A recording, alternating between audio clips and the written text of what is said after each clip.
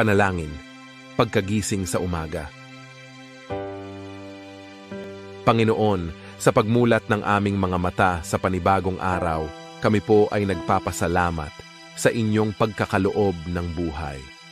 Ipinagkakatiwala namin sa inyo ang aming mga buhay na puno ng pag-asa at pangarap.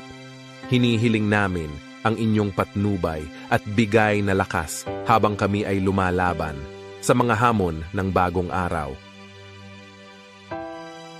Ama naming mapagmahal, kami po ay humihiling ng inyong patnubay para sa aming pamilya at mga kaibigan. Ingatan ninyo sila sa bawat hakbang na kanilang tatahakin sa araw na ito.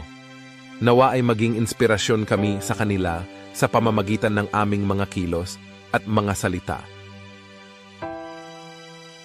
Panginoon ng katarungan, hinihiling namin ang inyong bigay na proteksyon para sa aming mga kabataan na nag-aaral at sa amin na nagtatrabaho.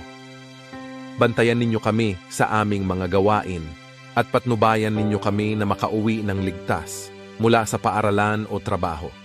Nawa ay mapanatili ninyo kaming ligtas mula sa anumang peligro.